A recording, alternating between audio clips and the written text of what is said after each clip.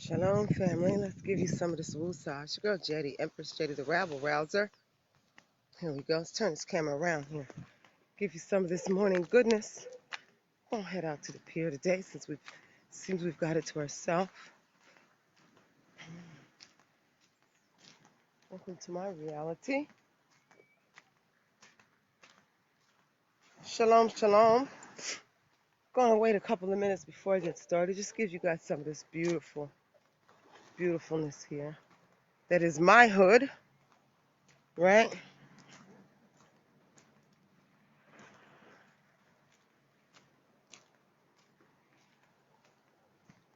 Grand Rising, Grand Rising. Some of you are honoring Sabbath today. Shabbat Shalom for those of you. So we're going to talk about biblical femininity. Biblical femininity. Now, I'm going to even go so far as to say scriptural femininity and not necessarily biblical, because I'm going to use some extra biblical references, people from the Apocrypha. So what I'm going to do, let me see. Gosh, I didn't think of how I'd find a spot to set it up so that you guys can, let's see. I don't want you guys looking at me. Oh, this thing's seriously heavy. I want you to be able to look out at the water while we have this talk. I'm going to do it two ways, right? I'm going to do it two ways and take some time and invite people. I know it's early for a lot of people. Okay, apparently I'm not going to invite anybody. So if you haven't already, do go to the YouTube channel, Black Enlightainment. That's ENLIGHTAINMENT, Black Enlightainment. Check out the playlist entitled The Culture. Those are some original songs by me. Enjoy them. Hit the like button and things like that if you're so led, right? Let's see. I'm trying to. Now, I think I'm going to turn the camera around. Let's see. And now I realize that this is going to give a weird view of me, but I'm trying not to necessarily focus on me, but so you guys can just more so get the view of the water, right? Lord. Now, I got to set up my laptop so that we're doing this on camera, guys. I can't see nothing. When I say nothing, I'm talking about nothing. Oh, shoot. And I have a crack on my laptop screen. I don't even know when that happened. Give me a second, guys, as I try to get this in order here so we can get our camera. That's not what I wanted. Get our camera going. Sorry if that's kind of weird, me all in your face. I'm just trying to get a good position. I want you guys to enjoy the view here. There we go. And, well, good morning. Am I in your morning spot? Good morning. Hi. You want a little scratch? I'll give you a left-handed scratch. Oh, you changed your mind? Good morning. Huh? I don't know, but I saw it was empty over here, so I ran over because typically all the fishing folks are over here. I said, ooh, I get the pier to myself today. But I guess not. No, man, I ain't that strong. I tried to fix it. I couldn't even move it. It is seriously heavy. Yeah, I don't know, man. Good morning, good morning, good morning. Yes, you can get a scratch. Yes, you can. Yes, you can, baby. All right, now go. I know I smell like bread, right? I just fed some puppies some bread and smell that bread. All right, guys. Yeah, it looks nice, right?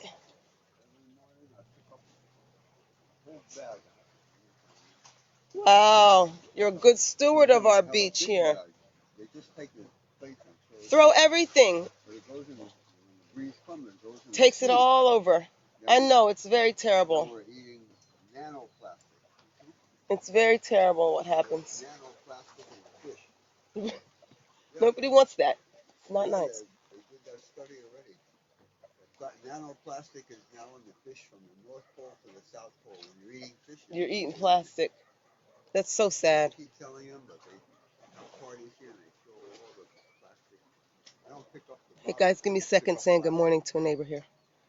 Yeah, you get the plastic up to try to help out. Well, it makes a difference, and I personally appreciate you, because if we all just did a little bit, a lot would get done. The world probably coming, so it doesn't really matter, but we have to do something just to be, Yeah, like to do something. that's right. That's right. Forgive me if I'm a little rude, but I'm doing a recording here, so I'm gonna. I know you're working on the Extinction Rebellion. Listen, man, I'm just trying to help the people to come to their right mind. This morning we're talking about divine femininity and the trick that's been played on us. So, guys. I have a great book on that. Oh, do you? You know, Castaneda books? Mm-hmm. Well, that's one of the ladies wrote a book. Oh. All the sorcery ladies. Yeah. Very interesting. The divine feminine is not like this carnal feminine that they try to make us out to be now, and I don't think that men thought about how disempowering it would be to men to disempower women with these really narrow versions of femininity. But it just, like the rest of the world, you can't undermine one aspect of creation and think it's not going to impact negatively all the other aspects. How are those boys going to get total power? Right, right. The only way to get total power is to disempower, right? But then there's a difference between total power and what I would call absolute power, which is once you're in proper alignment with all of creation, you have all of the power of creation. You don't have to fight for power and position. Well, that's who I'm fighting this morning. And I've got their own scriptures to prove it. So here we go. If you're with me this morning, you're still here. Shabbat Shalom for those of you that are honoring the Sabbath on today. Some of you know I don't honor the Sabbath on Saturday. We do a Wednesday Sabbath.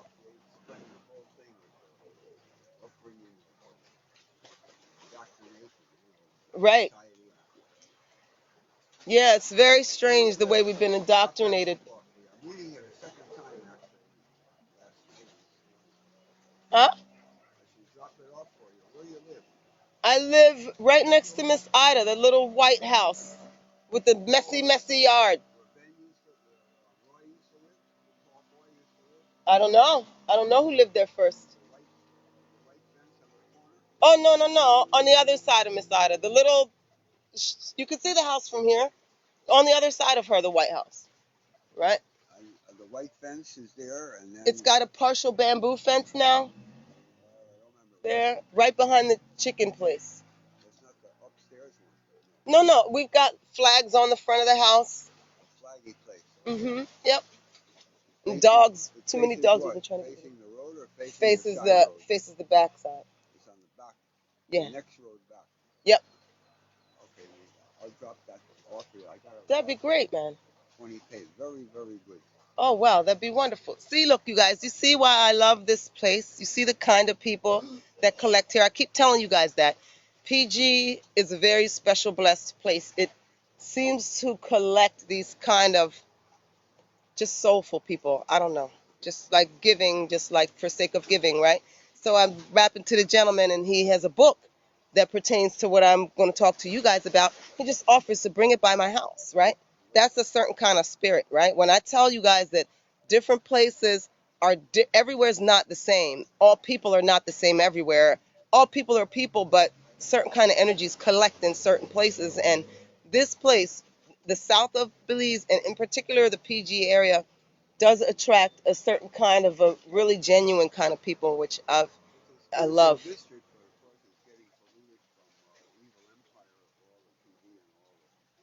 That's a whole lecture. I was here from 1968. I saw the whole thing happen from beginning to end. Very bad. Capitalism, right? It corrupts.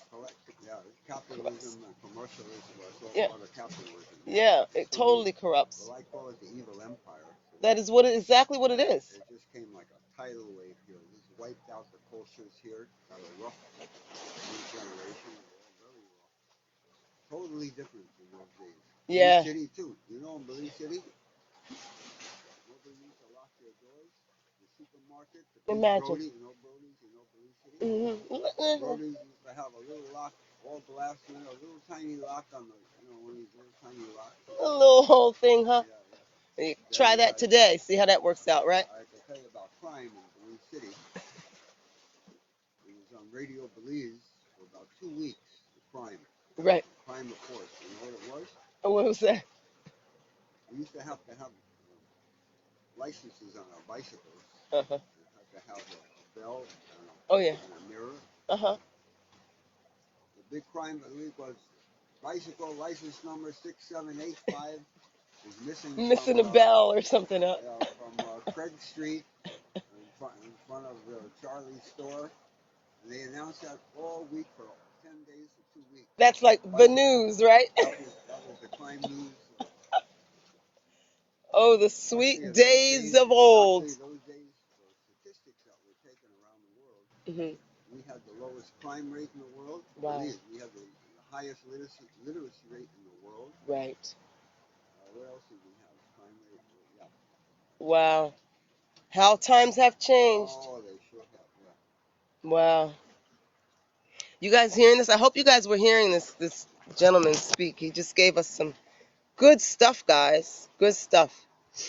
So let's get right to it, right?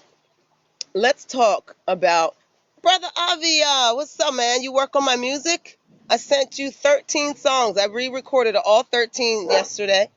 So I sent those to you. I hope that you work on them. So dig it. Let's talk. Let's get right to it. Let's talk about femininity, okay? There's this gentleman that I follow. He does some pretty cool teachings on, like, it's always curious to me how easy it is to find all of these people out there that are telling women how to be what kind of woman and how to choose a kind of a man. And it's very difficult to find hugely popular, teachers, if you will, dealing with how men can be better men, right? And that's already problematic, right? But and then the things that they teach men to be are basically oppressors, right? There's this idea that masculinity is an oppressor and that femininity is the allowance of oppression, right? But I want to talk about some scriptural women. And I want you guys to understand that this idea that you have, so this guy that I follow, I'm not going to mention his name, but this guy that I follow, I get accused of being unfeminine a lot, right? A lot, a lot. Um, and so I've been working with that, and I'm a person that I want to be correct, right? I'd rather be righteous than right. So I've really been studying it. I've really been looking into femininity and what it means to be a woman, what it has meant to be a woman, what it means to be feminine through the ages, different cultures, right? And I keep coming to the same conclusion, which is that not only am I feminine, but I'm kind of like ultra feminine, right? I'm like really, really, really feminine in the way that I operate. Um, that makes sense to me why men hate it or why modern men hate it, because it's powerful. It's not less powerful than this brute force, right? Which people associate with masculinity. So I know that a lot of you guys that follow me, um, a lot of you don't really want to hear about ancient African traditions. You don't want to hear about Asian traditions. You don't want to hear about that stuff. You're like Bible believers, right? And you know that I strongly encourage you to go and get a copy of the Lost and Rejected Scriptures, the Encyclopedia of Lost and Rejected Scriptures, because even the Bible itself is a hack job that was done on the Scriptures to promote this false idea of masculinity and a false idea of femininity. So if you want to get a more balanced idea of what they really meant in the divine sense of that group of people from that spiritual perspective, right? From what I'm calling our spiritual perspective, I'm of the line of David, right? So from our spiritual perspective, you're going to have to unbible your brain, right? But in truth, if you were seeking to look, if you were seeking to know what divine feminine was, even from a purely biblical perspective, you're going to find it very different than what you guys are promoting femininity to be. Now, I was listening to this gentleman last night, and he was saying that women in our, like, most feminine place would be things like wearing pastel colors. It's come that far. It's come so far that we are now accepting the genderization of colors, guys. Good morning. To accept something so strange as the genderization of colors, to me, it's just indicative of how far from any true, and I don't want you guys looking at me so much as I want you to get the water, but I don't want you blinded by the sun either. So let me see. How can I give you a good view? It's so strange how far we've come, right? This man is advising women, and this guy's got, like, hundreds of thousands of followers. This is like a big name in, like, self-help, right? And this man is telling women, if they want to attract a good man, wear more pastels.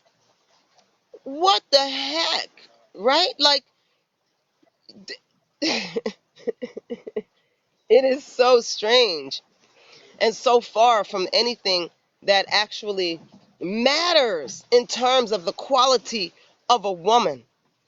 And so I went to sleep last night after I listened to his synopsis of what we women could do to attract the right kind of men, right? And whenever I listen to these things, it puzzles me because I'm not one of these black women that was raised without a daddy and all that. See, my father was a king of a man. Not only that, my father was a polygamist. So my father was a good husband to 5 women when I was growing up. We had 5 women in the house, happy, joyful, childbearing women who worked as a team.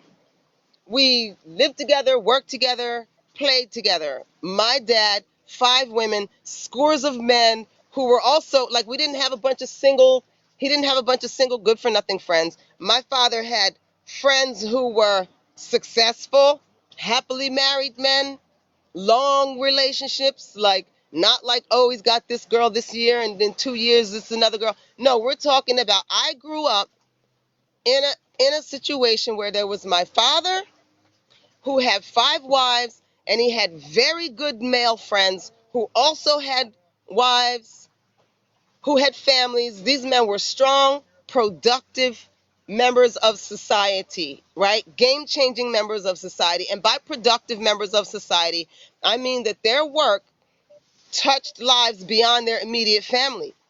My father's handprint on the community left a print on people around the world, a positive imprint on people around the world. So I don't know what you guys are calling good men, but to me, that's a darn good man, okay? To me. And none of this stuff that these modern guys are out here teaching that a woman should be are anything that my father taught. They're nothing that my father taught, right? My dad never once told me that if I wanted to grow up and be a good wife to someone, I should wear more pastels. It just didn't happen that way, right? My father spoke of things like authenticity, right? My father spoke of things like courage. But we're not going to talk about my father because you guys don't want to be raised by my father. You've already been raised by whoever you've been raised by. But let's talk about biblically speaking. I'm just going to go over a list of women in the biblical and extra biblical texts. And I'm going to talk to you about their character. And then I'm going to show you where this other idea of a woman came from. This idea that a woman is supposed to be basically what's the word? A promoter of oppression, right? So now let's talk about that. Now, biblically speaking, if you go to, and I'm not going to pull out the scriptures and I'm not going to tell you where it's found, okay? I'm going to tell you this. It's written. If you don't know where, the study will do you good to find it. It's in there, okay? So, The first thing I want to point out is that we who follow the Bible and extra biblical texts, we women have a scripture that tells us exactly how to be an excellent woman. Now, I'm not here for you common, average, everyday women, okay? I don't know what to say about how to be common. I've never been a common person. I've never been average. I am here for the women who want to be exceptional in your lives and in your femininity, right? So if you're wondering how to be an exceptional woman, biblically speaking, right? Just go to Proverbs 31. Proverbs 31 is a literal outline of what an exceptional woman and wife is. It's literal step-by-step instruction. She does this, she does this, she does this, she does this. I hate to break it to some of you, or I actually don't. I kind of love to break it to some of you. It is exactly contrary of all the things that they now teach you you're supposed to be as a woman. This woman was industrious. This woman was, she traveled, right? It said that, I know you guys have this idea, she did this all with her permission of her husband. It says she considers a field and buys it, meaning she uses her own brain to come up with what is good and proper. Okay, consider what kind of a purchase buying property is. This isn't saying that she makes her own decisions about what kind of lipstick to buy, guys. This is saying that this woman is capable and competent enough that she can look at a piece of property, consider it, and make the investment with the funds, the family funds. She herself will consider and decide, yes, this is a good deal, and go and buy it. Nowhere in there does it say she runs back and asks her husband's permission. Nowhere in there does it say, it doesn't mention the husband having any part in it at all. She considers a field and buys it. She travels to buy goods and to sell goods. She creates from her own hands things worth selling. Good. She perceives that her merchandise is good. She perceives, not some man tells her what her merchandise is worth. She perceives, she has a good enough sense to know she's producing a quality item here. Excuse me, we might need to move. Guys, is this disturbing you? I know this is like your morning flow. Okay. Okay. Okay, all right. Because I know you guys I know this is like the Fisher spot in the morning, and I don't want to. You're okay. Okay, bless. Bless. All right, beautiful. So this woman she perceives that her merchandise is good. She didn't go to someone and ask some man, is my merchandise good enough to sell? No, she got good sense. She's created something. She says, you know what? People gonna buy this here. Now, not only does she perceive that it's good, but now she takes it upon herself to travel to go and sell it. She takes it upon herself to meet the merchants and to go abroad and get good things for her family. So that's not this homely ass. She's sitting at home waiting to make a sandwich, waiting for her husband's permission to like go to the park and say hi to her friends. Woman that you guys are telling women we have to be. That's not how she operates. Read Proverbs 31. You hear all these men that are like, oh my God, if she's not a good housekeeper, she's not a good woman. Well, Proverbs 31 has a maid. She's not even bothered with that. She don't have time for that because she's out making moves. She's a mover, she's a shaker, she's a hustler. Right? She looks to the affairs of her household. She prepares for her servants. Some of you men want to shame women for our giving spirit, the way that we bless our friends who aren't in the same financial positions as us, how we'll just give to them. Well, according to Proverbs 31, a good woman, when she sets out meat for the day, she sets enough out for her family and for her servant's family. Now, how can she do that? Because she knows that her products, her wares are good enough that she can cover that bill. She's not spending up her husband's money, giving it out to her friends. She's spending her own money, y'all. She has used her hands, her wherewithal, her wisdom to create something that she could go out into the world so she can buy and sell from her own good sense. She has done that to the extent that she has maids and servants who now she takes care of. She's traveling.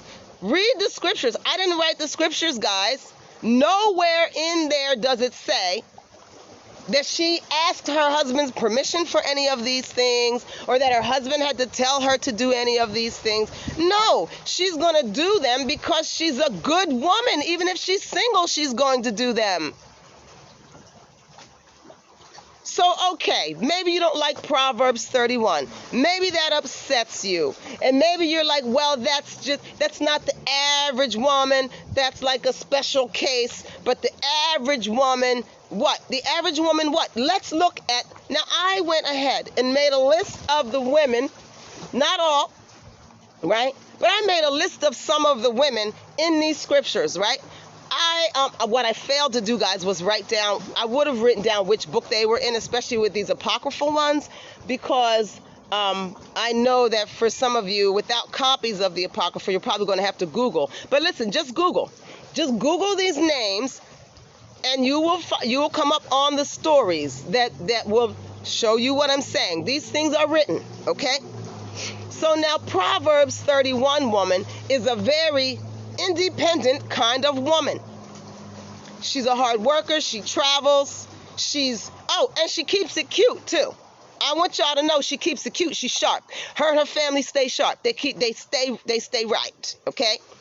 So all of this like modesty is supposed to mean looking all ashy and busted and broken, disgusted. That's not modesty, guys. You can be sharp and modest because Proverbs 31 girl is sharp and she keeps her family sharp. Okay. I didn't write the scriptures. Read it for yourself with a mind to comprehend, okay? The beautiful thing about Yah's word is it can make wise the simple, meaning a simpleton can read it, comprehend, and get the wisdom from it. It's not serious. It's not deep. I'm not telling you something that you're not going to be able to understand unless you're like a genius like me, okay? Read Proverbs 31. And that is an exceptional woman, above and beyond all women, like all the other women, ordinary women. If you want to be an exceptional woman, be a Proverbs 31 woman, right?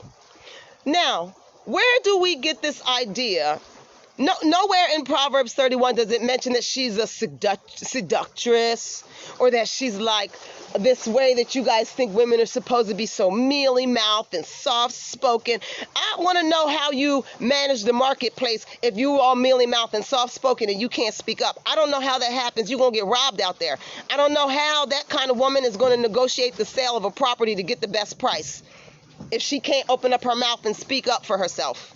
If that is some sort of masculinity, I don't know how it's going to work out, right? That's not what this is. But there is a woman in the Bible. There is a woman in the Bible who we know uses those types of tactics, those kinds of behind-the-door tactics to get her man to do anything she wants, right? Who is that chick? Who is this chick that uses seduction and her feminine wiles, and she operates behind the scenes to make her husband goes out there in the streets and makes all these moves, and she's behind the scenes like, giving back rubs to him and, babe, maybe you should, and suggesting things. Who is that? I'm going to tell you who that is. Jezebel. That's how Jezebel moves. Look up Jezebel. You guys think Jezebel is like a whore. Jezebel's not a whore. That's not what Jezebel is in the Bible. Jezebel is actually this spirit that you guys keep trying to say is femininity, is the Jezebel spirit. That using feminine wiles to manipulate, using feminine wiles to get men to do what you want them to do, using your seduction, using your sexuality and your sensuality to coax men into what you want. That is Jezebel. That's not a righteous woman. A righteous woman does not have to seduce her husband into anything. A righteous woman should be able to have a decent conversation with her husband, an intellectual, reasonable, rational conversation with her husband, and together they come up with the best thing to do. A righteous woman should not need to run back to her husband every 5 minutes and ask him what she should do about this or that.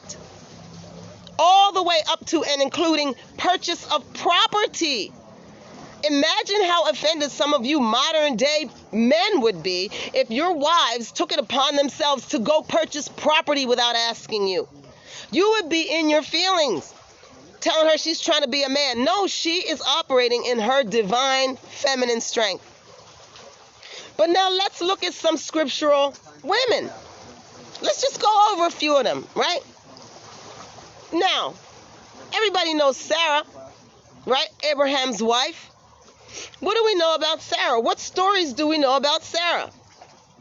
Well, was Sarah somewhere waiting for Abraham to tell her what to do? On the contrary, we know that one of the most phenomenal stories about Sarah was that she told Abraham what to do.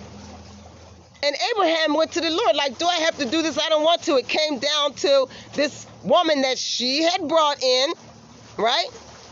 Sarah took it upon herself to go get this woman for Abraham to have a baby, because her baby, she was taking too long. The promise was taking too long. So she went, she got this young woman. She brings this young woman in, her idea, okay? She brings this woman in, presents him to her husband. The lady has a baby. Now the lady treating her all shady because I'm the one with the baby. You don't even got no kids. Boop, boop, boop, that. And so Sarah, so that's thing number one she told Abraham to do. She told Abraham to do. And he did. He impregnated the woman. Now he impregnates the woman. The baby's born. Now the lady's acting all shady, right? So now Sarah again tells Abraham what to do. Send her away. Abraham prays. The Most High says, listen to your wife, man. I didn't write the scriptures. It is written. Read the story for yourself. Google it. So you see Sarah telling Abraham what to do. I don't remember no stories where Abraham told Sarah what to do. But I remember twice Sarah told Abraham what to do. Okay? So maybe she's not good enough for you. Maybe that's to you, Sarah, that doesn't count, right? Or whatever. I don't know. But I'm just going by what is written. We can put into it whatever we want. We're just going to go through some examples of biblical or extra biblical women. Abigail. Do you guys know who Abigail is? And these are in no particular order, guys. These are in the order in which they came to mind as I was writing this list. Let's talk about Abigail. Abigail was married to a foolish man, so foolish that his name literally meant foolish, Nabal, right? She's married to this foolish man. David and the troops are coming through. So they ask for a little food, little sustenance from the man's fields and flocks and things. And he's like, whatever, I don't know you, David. Nah, sorry, right? So David and them are like, wait, he said no? Oh, okay. We ain't got time now, but when we get back from this battle, we finna flatten this thing here. We finna burn every piece of rice grain. We finna slay every cow when we get back here. What you mean you don't have nothing to do with us? Right? So David and them about to roll. Abigail, Nabal's wife, knowing full well that he commanded the household, don't give David and them nothing. They ain't getting nothing of mine. I don't know no David. This is my stuff. Abigail takes and goes and tells the servants and them, I know my husband told y'all don't fix David and them nothing, but listen here. Get on out there and prepare some food for these troops. She instructs the household contrary to what her foolish husband told her to do. Okay? She instructs them contrary. She herself goes to David and says, listen, David, my husband is a moron. I know he said we wasn't going to feed y'all, but we finna feed you. Sit down, take your rest. Here goes some wine. Here goes some water. Here goes some lamb. Here goes some rice. Here goes some cakes. Right? Now she feed David and the troops and them. Now you have to know this wasn't a small thing, guys. You're talking about an army. This isn't like, oh, I'll give you a sandwich from the fridge. This is an army. This is a huge, huge investment that this lady is making, contrary to her husband saying don't do it. But her husband's a fool, and she's not. So she goes on and she feeds the troops. David says, you know what, woman? You saved your husband's fields and flocks today. Because show as I'm black, how we say, y'all, show as I'm black, we was going to come back around here and destroy all of this as soon as we got done doing what we was going to do. You saved all of this. You saved the servants. You saved the cows. You saved the fields. You saved the house. Right? So when the husband hears about it, he was so furious, he had a heart attack. He was so angry about the wife's disobedience and the feeding David from his substance. This man had a literal heart attack. He was so angry. What do you think the fate of Abigail was? Did she die destitute and sad because she was a widow? No, no, no, no, no. David said, wait, what? He died? Girl, you come on here. She became a wife of King David. I didn't write the scriptures. So this tells us that a woman with good enough sense to disobey a foolish husband is worthy to be queen. Not just any queen, but a queen to David. David is like, even people that don't believe in the Bible believe David was great. That's Abigail. Exactly contrary to what you guys are teaching women they should be. You guys are saying to women, doesn't matter if your husband's wise or not. He's the head of the household. If you want to be a real woman, you'll learn to listen to your husband. Well, baby, not if he's a fool. Not if he's a fool. You better know how to disobey him so good that he go ahead and have a heart attack. Okay, that's Abigail. Okay? Abigail was a disobedient wife because her husband was a fool. She took the substance of the family, used it exactly contrary to what her foolish husband said.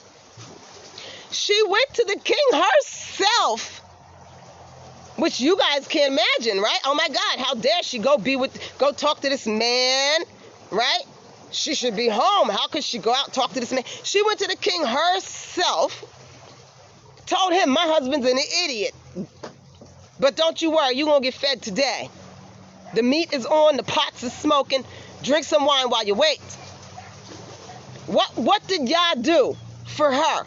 He lifted her up out of that foolish marriage and set her in the place of a queen, a literal queen. Not like how we call ourselves queens. Hey, queen, hey, queen. No, y'all, we talking about a real queen.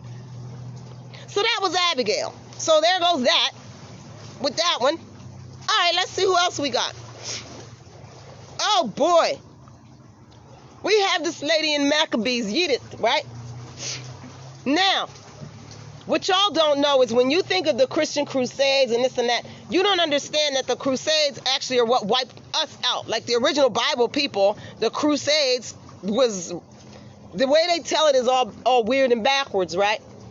So when Christianity was running around, was first running around the world, and what it was trying to do was decimate those who lived according to Yah, which I want to let you know, a lot of indigenous peoples were living according to Yah, because Yah's spirit is in all of us. And if you're a natural person, you're a spiritual person. So if you're a very natural person and you're living some indigenous natural life, you're actually living a very godly life, and it would not be contrary to a biblical life, because Yah put his spirit in all of us, and he gave us all the same tools, the same knowledge, the same all of this to feed from, right? So the church, the synagogue of Satan, which we ain't even going to get into that, but when the synagogue of Satan was running around smashing out the ways and the people of Yah, they had this lady Judith with these 7 children, right? And they literally tortured her children one by one, from the oldest to the youngest.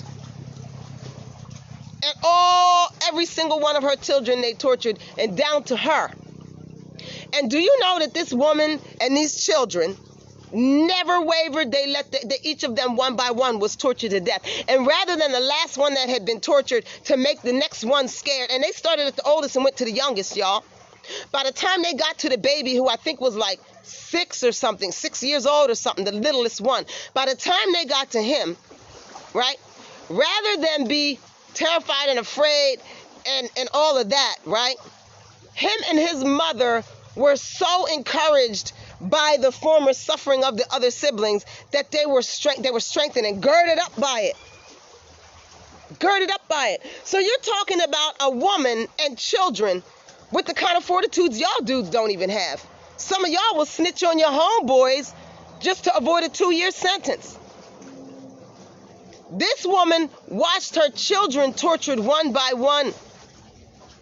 And she herself was tortured and stood on what she believed in the face of all. I mean, they tried to listen, it was so bad by the time they got down to the littlest one that the torturers were literally begging the baby, please baby, don't make us do this to you. You're so beautiful, you're so young, you have such great potential, you got a whole life ahead of you. He was like, life ahead of me? My life is on the other side of this life. I'm not doing this with y'all. My mom raised me better than that. But you guys, where does that fit in your narrative? Where does that fit in your narrative about women and children? Where does this warrior of a woman, where does that, do you understand that that is a divine woman who will resist oppression on pain of death? Her and her children would resist oppression to that extreme and extent. But to you, she would be being like a man, right? Because if she were any kind of woman, she would be soft and she would be nice and she would just let them have their way. Right? And if her children were any kind of obedient children, they would have complied with these leaders. Not so, family. You check out Maccabees and read it. I'm telling you, it's going to break your heart when you read how they tortured this woman and these children. But if you're a certain kind of woman, it's going to encourage you to know that you are not outside of your divine feminine to stand against oppression. Okay? Let's move on because I got more. I got more, y'all. I came ready today. Oh, boy. Oh, no, this one's trouble. Here we go, some trouble. Deborah. Do you know who Deborah was? Do you know who she was in the word? She was a general over Israel's armies. A general over Israel's armies. Did you hear what I said? A general. Now, I'm just going to leave that there and let you chew on that. She led Israel's armies when there were no men with the courage to stand up against them enemies. She was like, we got this. Let's go. Read the scriptures. Google Deborah in the Bible. She was a general over Israel's armies. So there went this notion that women shouldn't be over men, right? Or women should never have authority over a man. That's outside of divine order. Well, who was Deborah? How can you be a general of the armies and not have authority over the men? I don't know how you do that. I don't know how that works. Okay? So this general literally had authority over all of Israel's men, except the Levites who weren't like drafted, right? Well, sometimes they were, depending on what was going on. But like in general, right, the armies, like if you were an able-bodied man in Israel, you were part of the army. There wasn't like you didn't go to war when it was wartime. The word says that you're cursed if you withhold your sword in times of battle. So this was a time of battle, which meant the men were not cursed, so they were all soldiers, and Deborah was the general over them. And she took Israel to victory. I don't know what to tell you guys. I didn't write the scriptures. Look it up. So much for this idea that women should never have authority over men. You should absolutely have authority over men if you can get the job done. If you got to lead you some troops, lead them troops. What you look like sitting back watching them lose because some moron is in the lead? because he's a man and he's the only one willing and none of the capable women are allowed. It's just stupid. Y'all think y'all is stupid? She was a general over the armies. Y'all chew on that. You Hebrew Israelites, chew on that for a few days. Get at me. You explain that away. Wait, let me guess. Her husband gave her permission? Is that what happened? Give me a freaking break. Give me a break. You think she was running around in a flowered dress while she was leading the armies? Like y'all say a woman's supposed to be? I bet you she had battle gear on. I bet you she did. You think she didn't have a weapon and wasn't trained to use her weapon? That she was just hoping some man would make sure that she, as the general, was safe? Is that what you think? Is that how that works? I don't think so. Then you got her homie JL. JL goes and seduces the general to the other army, gets him to the crib, seduces him, drives a tent peg through his temples, and takes out the general. Now you guys would have a heart attack. She let a strange man in her house? Oh my God. Oh, the shame. Oh my God.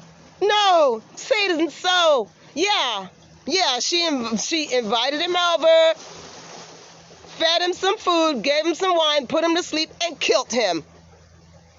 Right there. She did that. Her husband ain't told her to do that. No. You know who told her to do it? Deborah. Her homegirl. The general. All right, moving on. What about Esther? Here's another queen. What about Esther? Breaker of protocol.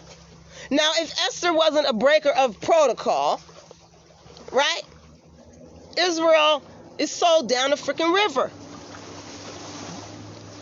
Esther went and very publicly, mind you, in a scenario where the last queen that broke protocol was kindly dismissed, okay? That's the only reason Esther got to be queen. So you would think that somebody would be saying, now, Esther, don't you break protocol. You know what happened to Vashti? When she broke protocol, she was disposed of. They got rid of Vashti for breaking protocol, so that should tell you, Esther, stay in a woman's place. What Esther do? Esther walked up in the middle of the daggone throne room where all the men are discussing all the man things and all the dignitaries and all everybody. Esther broke up in there, broke protocol. She ain't had no appointment. She ain't had nothing. She said, I got some things I need to talk to you about, sir. To the king. Completely broke protocol and saved Israel. Yes or no? If I'm lying, I'm flying. I didn't write these scriptures. What you guys think a woman is supposed to be is Jezebel. You guys think that Jezebel's spirit is divine femininity. And that is because Christianity is a doctrine of demons. It takes everything of Yah and slightly twists it just enough that you can kind of still recognize what's happening, but that you, like if you read it with your own comprehension, you're going to come to very different conclusions than what they taught you in church. You're going to come to the opposite conclusions. You just are. Right? Now, let's go to the New Testament. Let's go to the New Testament, talk about a few women. Just mention a few. Okay? Just mention a few. Now, first of all, let's deal with this one off the top. All you men out here that hate single mothers, I don't know where y'all get Yeshua without a single mom. I don't know where you get that from. Because she was definitely not married when she was definitely walking around pregnant, not married. Okay? I'm just saying. But we're not even going to do that. We're not even going to get into that right now. Because that's a whole other talk, the immaculate conception and this and that. Maybe y'all don't believe in that. So let's just talk about some other women in there. Okay? So Yeshua, minding his blacktail business, right? Meets a lady at the well. Now, this lady at the well, who know about her? She not married. She got a boo thing living with her, but he ain't really her husband, you know. She done had her a couple, but they didn't never was her husband neither, right? Yeshua meet her at the well. Now, from what I understand, the whole reason she was at the well at that time of day was because she couldn't kick it with the other chicks because she was unmarried and she was like kind of like an outcast, so she had to go in the middle of the day when it was hot, whereas the other women would go when it was cooler. So she in the middle of the day when it's hot when nobody would be there because she don't want to hear the flack about not being married and being shacked up, right? So here you got this lady that's shacked up, right, with like number 3 shack up, okay? She was the very first evangelist. She was the very first person to go give public proclamation of Yeshua's coming in reality. The very first person to give public testimony of who he was and that he was there and that like what was up. I didn't write the scriptures. I'm not making this up. Look it up yourself. No, she was not some nun. She was not somebody's wife sitting back that Yeshua had to call through the kitchen window while she was making a sandwich. This is a lady who was living with a man that she was not married to. She met Yeshua out in them streets and was the very first evangelist. The very first to give public testimony of Yeshua's manifestation in his ministry. A woman who you guys would say all kind of stuff about. Okay, you don't like her. Maybe you want to talk about somebody else? Who else do you want to talk about? I mean, I don't know how deep in this we gotta go. Let's talk about Yeshua's mama. Now, Yeshua's mama was a woman, wasn't she? This is an interesting thing. There's a whole lot in this story, you know. I love this story. This one just tickles me because it's layered with anti-religion. Okay? Yeshua and his mama at the wedding. The folks run out of wine. Okay? Mary called him over, Yeshua, you know you do all them little tricks and stuff. Okay? Do some old divine stuff and get the wine going. And we want to keep the party going now. They done ran out of wine. Now he says, it's not my time yet. Basically, he's like, I ain't really trying to flex on them yet, right? It's not really for the people to know how fly my swag is, right? Like, he don't want to reveal his powers yet, right? What'd she say? Boy, you heard what I said. Go on and make some wine. Nothing about your time. It's time because we out of wine round here. She sent some servants. Do what my son tells you to do. What'd he do, y'all? Tell her, be quiet, woman. You have no place to publicly contradict me. Stay in your place, woman. Mind your business. I know when my time is. You can't tell me what to do. What'd he do, y'all? I'm going to tell you what he did. Y'all know what he did. This was his very first public miracle. Yeshua's first public miracle was turning water to wine at his mother's request against his own will. He ain't want to do it. He like, I don't want to do it. I don't want all that attention. I'm just trying to chill at the wedding, man. You shoot up, boy. You better go on in there and make that wine. And he did. And it was good wine. The best they had. So there's that, Mary. So I don't know. I don't know what you people are going to do with the reality. Let's talk about some other Marys. Let's talk about some other Marys. Okay? Let's talk about the fact that if it wasn't for women, Yeshua would have been alone at that cross on them final hours because the women was there. Let's talk about who took him down from that cross. Women. Who dressed his body? Women. Who were the first to see him in his resurrected form? Women. They were not home making sandwiches when this happened, guys. Shalom. Good to see you in the room, Queen. They were not making sandwiches at home. That's not how that went. Now, here's something for you guys. Direct from Yeshua's mouth. Direct from Yeshua's mouth. Mary and Martha. Now, I might have the names mixed up because I'll be getting them mixed up, right? One of them, Yeshua's there at the crib. It's a party. Everybody's there. You know, people in and out, food, this and that. Yeshua teaching, everybody chilling. They probably drinking and smoking blunts. I know y'all don't like to hear that, but they probably was. Because Yeshua used to kick it with the rabble-rousers. Okay? He wasn't with the church folks, okay? The church folks was over there somewhere talking smack. Yeshua and his crew, they at the people's house, they chilling, right? They kicking it. And you got the two sisters, and the one sister is just a tidy end and a serving drinks, and she's in that role y'all love so much, right? She's getting her woman on, as some of y'all feel. And her sister is over there kicking it, passing blunts and talking and kicking it with the, hey, so yes, I got a question and all this, right? She all up in all of that. So the sister that's doing the woman thing, as y'all call it, comes to Yeshua with a problem. She like, you could tell my sister she needs to be helping me cook and clean and make sandwiches and things. What Yeshua would tell her? He said, your sister made the better choice. Your sister made the better choice. Maybe you should put down them dishes, relax yourself, and come over here and kick it with us for a little while.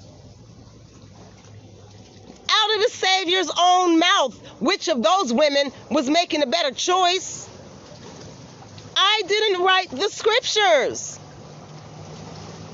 I didn't write this stuff. Read it yourself. Now, this concept of femininity, and my battery's going to die on my phone, so that's perfect. We're going to tie it up. This concept of femininity as anything other than what I just presented to you here is false, and it comes from the doctrine of demons. And the reason they want women to be that other kind of women is because it enables men to be weak. And so then oppressors can rule. But when women stand like the women I just mentioned, men stand good and tall, baby. And oppressors get nothing. They don't get no room from the women, the kids, the men, nothing. But when womanhood becomes ego stroking of men and menial servitude, now the entire community is disempowered. Like many of you are now. So stop coming at y'all's daughters who are like me, and who are like Deborah, and who are like Judith, and who are like Esther, and who are like Sarah, and who are like half the Marys in the New Testament, etc., etc. Mix us with this strange disdain that you have for our divine femininity. Baby, feminine is power. I don't know what else to tell you. Phone's gonna die. That's a good note to end on. Let me give y'all a little bit more of this woosah. Study them scriptures for yourself. Don't take my word for it. Study them scriptures for yourself. See what you come up with. Right? For those of you that are observing the Sabbath, Shabbat Shalom. I hope this blessed you. It's your girl Jetty, Empress Jetty, the Rabble Rouser. I'm out.